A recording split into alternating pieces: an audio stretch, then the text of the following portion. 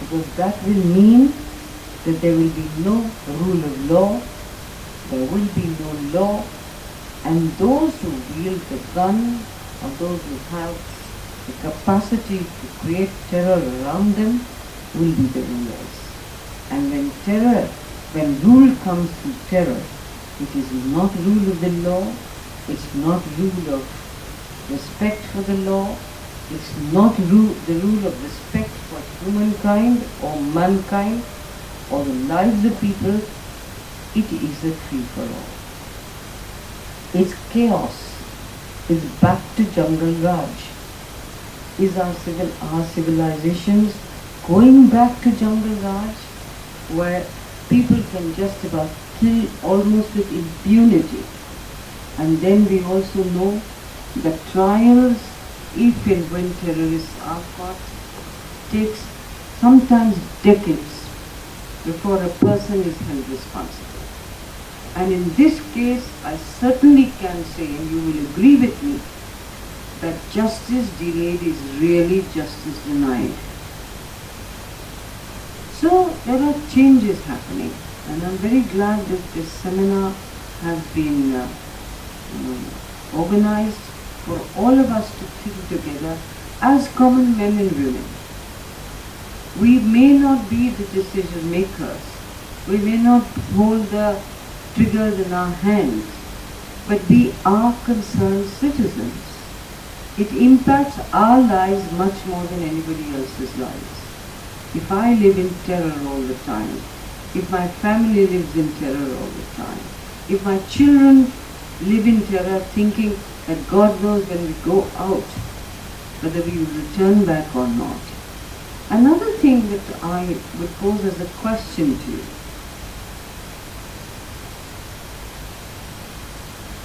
what is the end of terrorism? क्या हम terrorist बनके किसी देश पर ऐसे कब्जा पा सकते हैं कि उसकी सारी दौलत हम ले लेते हैं? उसका प्रमाण अभी तक पूरी तरह से नहीं मिला है. In English language, it's a question I ask myself, and I'm sure all of you ask yourself also. But what is the meaning of terrorism? Where does it leave you? Or is it an end by itself? Have any of the terrorist organizations, beyond destabilizing the growth, the humanity of that particular area or the country where they are trained, has it gained anything? If the terrorist himself or herself is running around from one cave to another or from one hideout to another to save his or her life and gets nothing in return except the motivation to go and kill for the sake of killing, is it civilization? Is it the end of what we have built over thousands of years? What is the meaning of terrorism? If Napoleon went out and conquered the world, he wanted to be the emperor of that world. If Hitler went out and tried to conquer Europe and Russia, he wanted to be the powerful Führer that he called himself. But what is the terrorist doing? He's hiding. He's not living in comfort. He just picks up a gun, picks up the latest weaponry that is available to him or he can buy, goes and shoots out a couple of people, burns a hotel, burns a train, goes through a building in an aircraft. What is the purpose? Is he going to take over America? Is he going to take over India? Is he going to take over Pakistan? So what is the meaning of terrorism? Or is it fashionable to be a terrorist and see that here I am, the lord of what I survey, and everybody is afraid and frightened of me? If that is the reason for terrorism, I'm afraid it's not a good enough reason. So we all have to sit together, raise our voice, wherever we may be, that we are not going to allow this to spread, we are not going to allow this to happen. There's a deterrent to nuclear weaponry.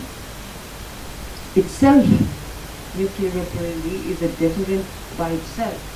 Nobody dare use that button because they know there will be total destruction, much more than Hiroshima saw. But terrorism seems to have no deterrent. गए आपने मार दिया,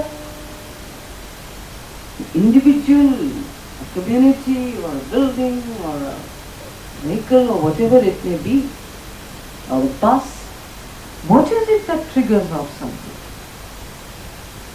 Something happens in Vienna and it has ramifications in our country. And what are the ramifications? Just start killing, just start burning, destruction. So I think especially the young people have to think in their minds and raise their voices to question, why is this happening? What is this psychology behind a terrorist mind or a mind which believes in terrorism? And I'm glad, Subhash, that you called this meeting. It's a 2-day meeting, I believe.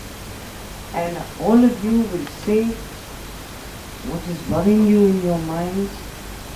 Maybe from what your worries will come out some answers, some preventive answers, where the world can be. A world not of fear, but of freedom. A world where we can meet the challenges of the less privileged first, and then think of rising up life. Because the traditional way of one country capturing another, as we have read over history, are over with. So now are we trying to subjugate countries, cultures, languages, civilization, just by spreading terror? It is serious matters and we need to think about it, and I'm sure your voice will be heard, your ideas will reach the right ears. But no matter where we may be, we are worried, we are concerned. We do feel very concerned, deeply concerned, if we find that the LTTE is causing havoc in Ceylon. We do feel very, very deeply concerned when we find that Taliban is almost taking over Pakistan. We do feel very deeply concerned when we find that Afghanistan is no longer the cradle of the great civilization that it was.